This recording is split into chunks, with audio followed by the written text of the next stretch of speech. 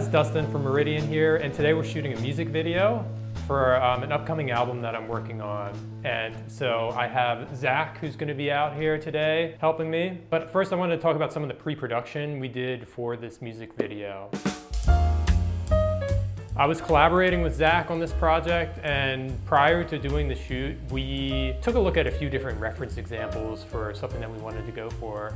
The song consists of piano, bass, and drums, and we really just wanted to capture that performance from a few different angles and then stitch everything together in the final edit.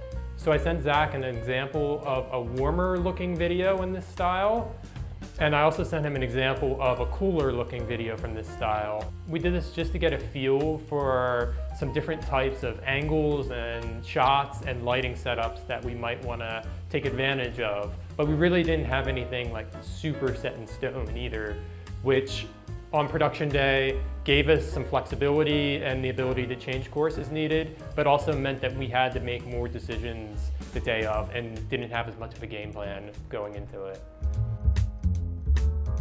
So we're shooting this music video primarily using two Canon C70s, and we're also using a Canon R6 Mark II for one of our overhead shots that is just a little bit more convenient with a smaller camera. We started by just figuring out what our main wide master frame is going to be for covering the whole performance. So we decided to put the camera in this corner of the room and use this. This is a Amaran 200X. We have this positioned on daylight. So this is at 5600 Kelvin to match lighting coming from window light, and we're using this Light Dome Mini 3 to kind of help spread this light evenly throughout the room. Also bouncing it off of the ceiling so that this provides even more diffusion, so that we're just kind of filling this space in and we're not going to have a lot of really bright highlights and a lot of really deep shadows. We're just trying to fill some stuff in. So this is the first light we set up, and this is the first angle that we set up. From that point, we started to modify the rest of the space. So one of the things that we were interested in when we looked at those references that Dustin was talking about was mixing color temperatures. So there was a video that had a little bit more of a cooler feel, a video that had a little bit more of a warmer feel. I'm a big fan of mixing color temperatures. So I really think it's great that we have this daylight balanced light over here, but then we were accenting it with this tungsten balanced lamp. So we actually went ahead and swapped this out with a higher wattage lamp that's balanced to 3200 Kelvin, so that we'll get a little bit of color contrast between the main key light for the room and then this practical lamp that's helping augment the piano. This is also going to be the same color temperature as these practical lamps that are inside of the china cabinet here. So as we were thinking about this space and thinking about shooting from that corner, we realized we were going to have this big opening over here. So this goes to the kitchen area of the house, and as you can see through these windows, through this window frame, there's actually additional windows.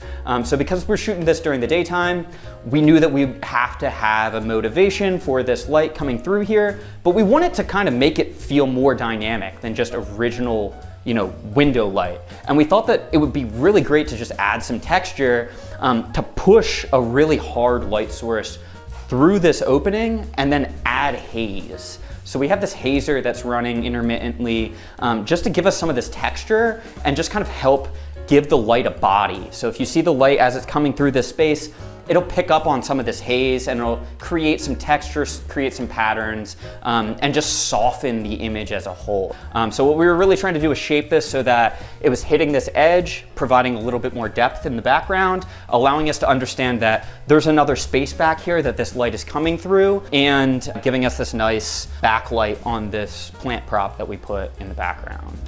Now, in this space over here, this is where our drum kit was set up. So in order to help throw an extra bit of light on the drummer and make him stand out against the background, we did have this little Aperture MC light that was providing a bit of kick on the back and helping to also simulate as though we're getting a bit more window light coming in through this kitchen door. In terms of other cinematography, we wanted to make sure that we had some nice fluid roaming shots. So we wanted to connect our instrumentalists, we wanted them each to have their own close-ups, but then we wanted to be able to connect them with some fluid movement.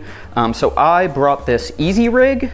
So this is an Easyrig Mini. Essentially how it works is I put a top handle on our C70 here, and I just go ahead and clamp this in, tighten this up, and now I have a nice stable rig that allows me to pan, tilt, lower, raise, and kind of move a little bit more fluidly from instrument to instrument to be able to connect some of this stuff.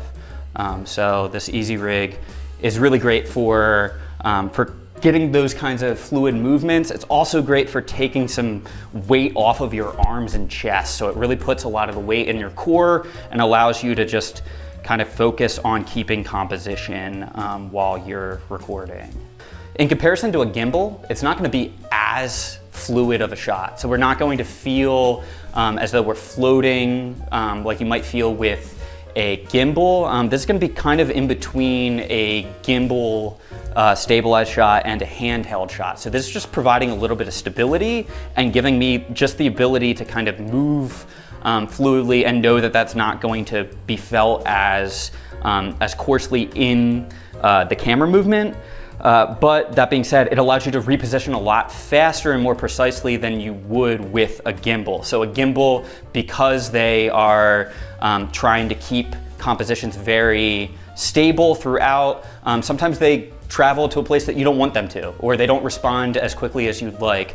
So I really like the Easyrig as a solution for being able to reframe quickly in the shot while still providing a bit of stabilization.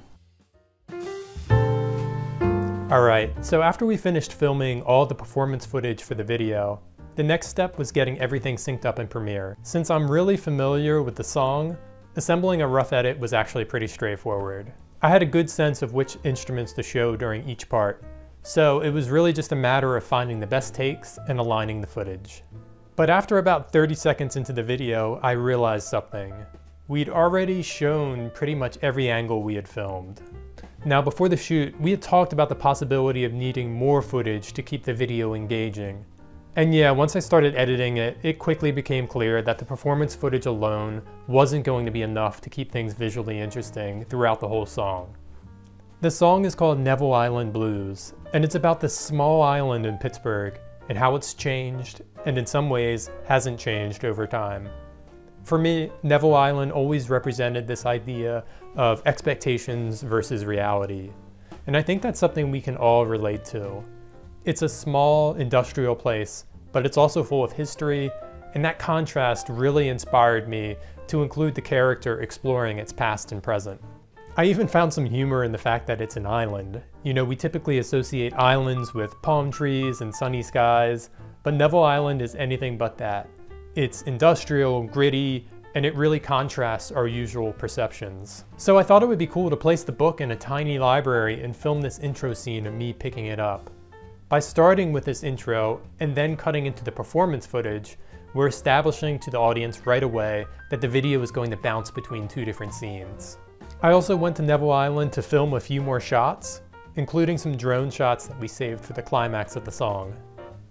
Once we had those additional scenes, the rest of the editing process was just about figuring out when to show each moment to keep things moving and engaging. I think what I learned from this project is that it's important to be flexible.